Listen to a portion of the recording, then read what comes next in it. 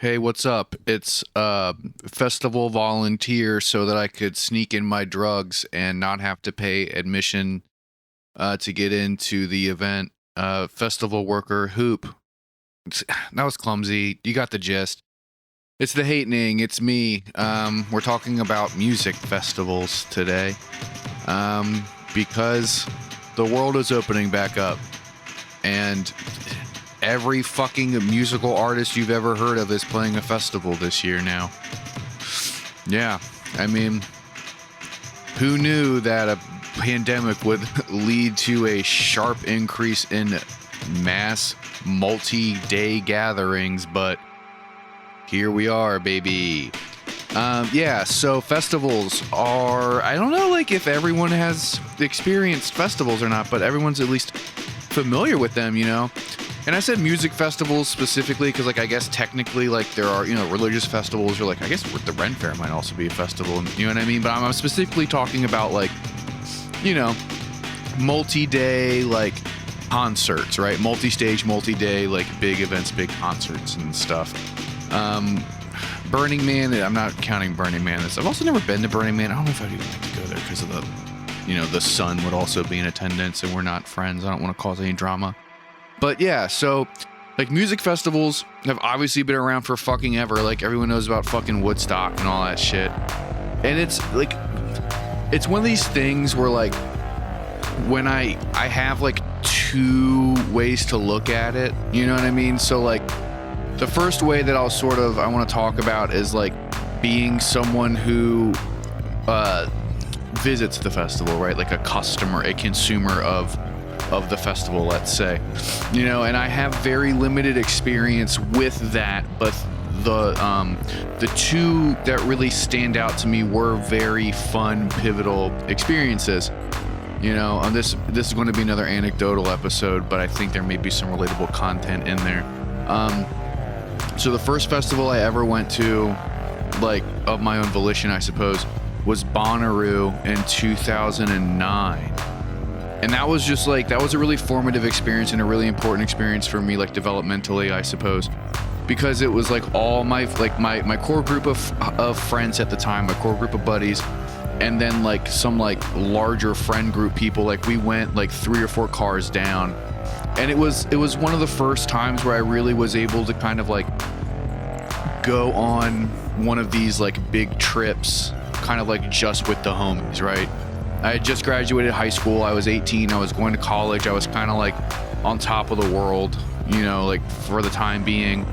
And we drove down to fucking Tennessee, and just the entire experience, like, really, like, helped me feel like I was becoming what I thought was an adult, if that makes sense. Like, it really was kind of like the second puberty. Like, I came out of there feeling like I knew a little bit more about who I was, you know. And maybe that was because, like, the amount of drugs that we did, but, you know, but, like, I had never really experienced that, where it's just like me and the homies, and so, you know, like, we're camping in these tents and it's hot as fuck, you know. My enemy, the sun, was there, but, you know, it's like, we brought a bunch of food, and so we just, like, did a bunch of drugs the whole time, like, you know. And back then I wasn't doing, like, quote, hard drugs, and so it was just, we just, like, tripped for an entire weekend. We saw a bunch of, like, really cool bands. You know, I mean, I guess I will say that was the first time I ever did opium, though. I smoked opium there for the first time. Didn't realize that that would be as formative as it was, I suppose. But, you know, like, we went down there to see, I'm trying to think of all the big headlining acts or the people that we saw. Like, I mean, we're talking, like, Rockin' Tours, Iron and Wine, Two Gallants, The Sword played. I did realize that I was peaking on mushrooms when Les Claypool started playing. That was interesting. Who else did we see? Like, I'm kind of blanking because I didn't, like, look back at the card and stuff. Was it, like, Pearl Jam played, or, like, Metallica? Yeah, Metallica played, but I didn't see them.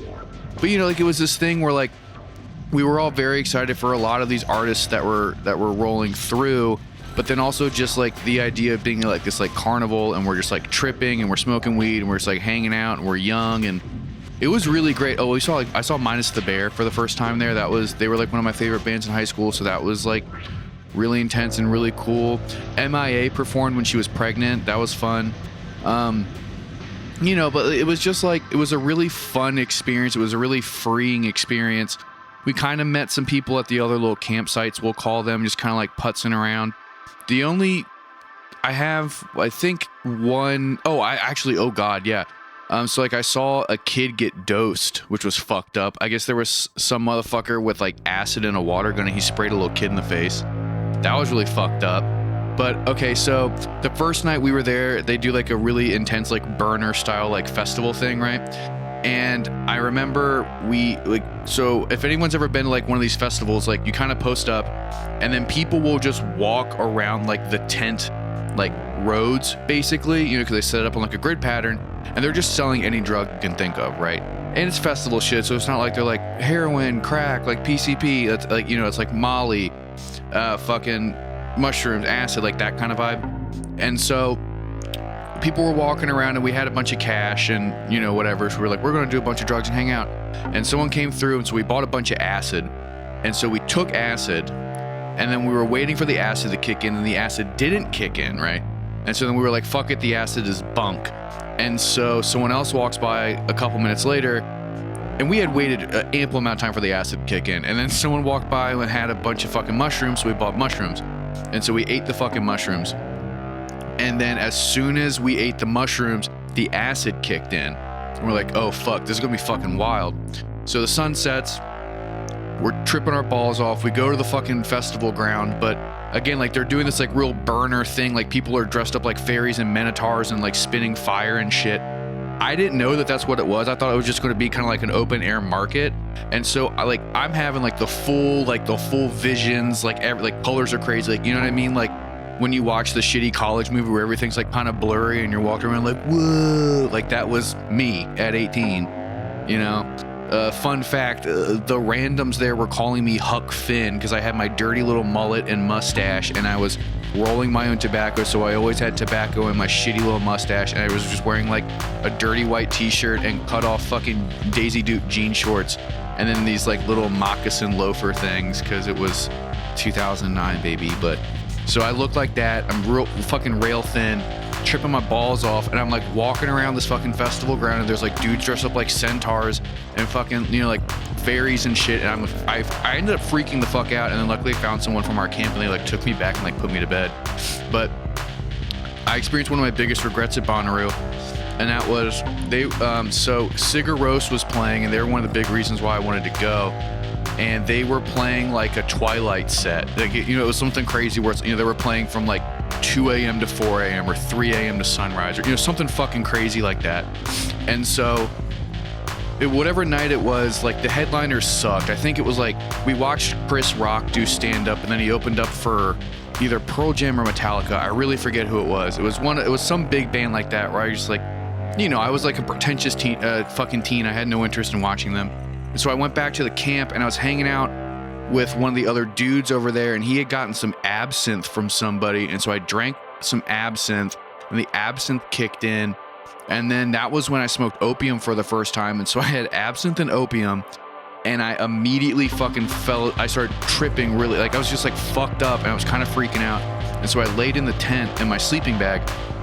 But I had told all the homies like before that, you know, because everyone's out doing their own thing. And I was like, y'all gotta come back here. I'll be at fucking camp. I'm not leaving. You have to come back and get me. I'm not missing Sigur Rós.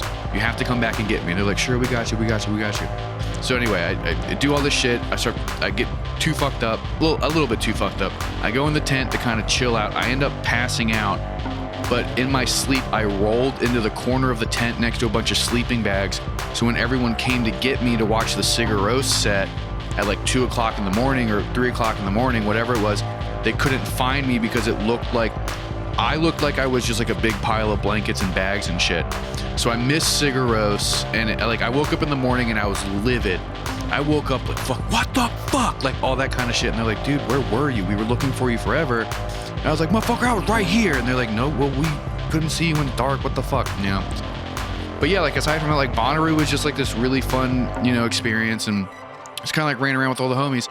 And then, you know, fast forward to after college, myself and my girlfriend at the time flew to Los Angeles. I forget what year it was, to see FYF Fest, you know, and that was really fun because some of the, like my other like internet homies were going to do it too. So we all like congregated there. So we had this really fun like LA long weekend and stuff, you know. And so I got to see like Blood Brothers and Boris and like Fortet, Tyler the Creator, fucking Grimes, like all, you know what I mean? Like we got to see like all this stuff that was really fucking popping off, like call it 2014, maybe 2015, you know, somewhere around then. It was a while ago, probably 7 years ago, whatever. So you know what I mean? Like it was just like this really fun like multi-day thing. We're in LA, we're doing the whole LA thing. It was just like a really fun time, and it, you know, it kind of like the same vibe. Like there's tents selling shit everywhere. We obviously we didn't camp in that, so we had to, you know, commute to and from where our homie's apartment. But still, you know what I mean? Like you go into the festival, you're seeing a million fucking bands. Like I was wearing a Page 99 shirt, and like dudes were coming up being like, I like that band. You know what I mean? But it was just like this really fucking fun time, and festivals are just something where like there's so much fun to congregate at. There's so much fun to visit. You know what I mean? Like it really, it's like. Like I've already said, like this like carnival vibe. It really is just like this big, fun festival. You know, like the festivities are endless, and it's really relaxing. It's really fun. It was just like a really good time. It was a really positive experience, and I really hope that like you, dearest listener, have been to a festival and had a good time at it. You know what I mean? Because it really is like it's a fun vacation. It's a fun because you're there around like semi like-minded people. And everyone's kind of doing their own thing, and there's like an inherent freedom in being in this like enclosed space and being able to do whatever you want. You walk over here and see a band, 40 feet over there is another stage with another, you know what I mean? Like there's just like all this shit happening. There's all this art and culture that you like and you appreciate, or else you wouldn't be there. So you're really just like in this nice insular bubble, and it's so much fun, and it's just like a great time. You know, it's really I love going to festivals if I want to be there, right? Now, on the other side of that is performing in festivals. I've only done that one time, and that was at New Friends Fest in Toronto. And, you know, that was great. Like, Islet played, and, like, that was so much fun because we got to see all the homies and play with all the homies on a stacked fucking lineup. Like, that was fucking great. You know what I mean? Like, that was fucking awesome. But playing at a festival is so much different than, like, hanging out at one.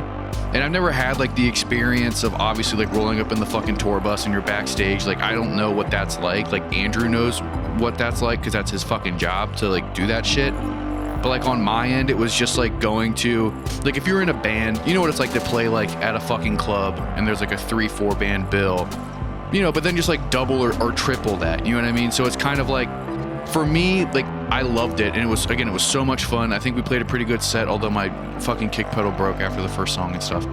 But like, luckily, one of my homies gave me one immediately. But like, you know what I'm saying? Like, as someone who has gone to festivals, like I'm used to when I'm at the festival, like I am partying, I'm hooping and hollering, I'm having a good time. Like it's carefree. This is like a vacation thing. But then when you're in performance mode, when you're in show mode, right? Like, so like for me, like personally, like I don't really get fucked up or even like drink at all. I'll try to have like 1 or 2 beers like before I play a show anymore, right? Because like it doesn't matter if I'm playing for fucking 1 people or for, you know, a lot more people, like a couple hundred people. I get fucking really bad stage fright. I get really nervous all the time. And so I can't like be fucked up. I can't really smoke weed. I can't really do whatever. And so that was kind of the only like weird downside of playing that festival was like, I wasn't able to like party until we played, and we didn't play until like kind of like the middle of the evening, kind of. I mean, after we played, I got, you know, I made up for it, let's say. But, you know, but like during the fucking show, like leading up to it, it was kind of like I'm sitting on my hands, I'm getting fucking nervous, I'm getting the pre-show jitters and all this stuff. But, you know, the homies were there, and the bands were fucking amazing, and it was a really fucking awesome experience. You know, if you ever get a chance to play a festival, I really, really do recommend it because, like, you know, again, like, you're in this fucking insular bubble with people who are theoretically all there to see you, and then your fellow performers who I would imagine are, like, in a similar scene or a similar whatever. So it's like, you know, if you take my example of it, like, you're at a fucking 3-day international Screamo festival with, like, 10 or however many bands playing a fucking day, and everyone's there because they like the same kind of music as you.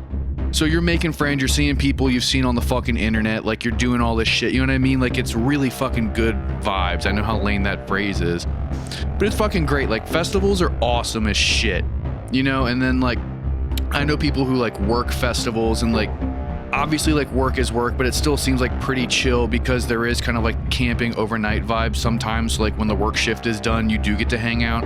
I know a lot of people who like volunteer for like Bonnaroo, like Firefly style festivals, where even though it might not be their fucking jam, like, you know, you work a 10-hour, 12-hour shift, and then you get however many hours off, and you can go walk around and see all these bands or whatever, and you might get free food, and there's always free drugs, and you can do your side hustle if you're so inclined. I don't know, festivals are fucking fun. They're sick, they're fun. It's just a lot of bang for your buck. And I understand that like not all of us have like festival money, and that's kind of like where I'm at now, where there are like a million fucking festivals happening.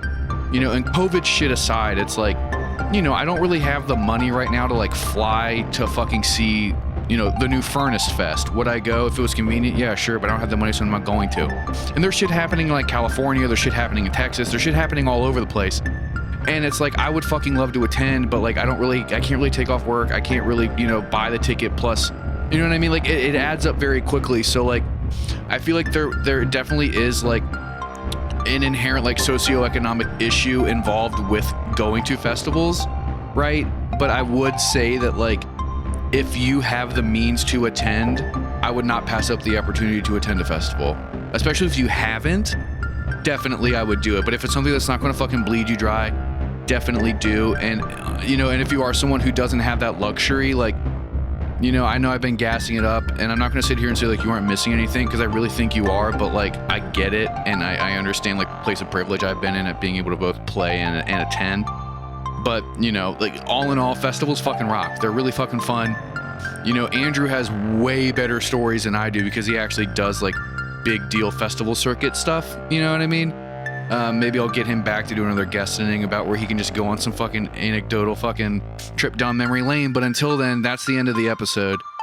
And thank you guys so much for listening. Andrew and I really do appreciate it. It means the world to us, the people listening to our show. If you like the show, please like and subscribe. It takes no fucking time at all to give us a review. It really does help us out. Just please give us something.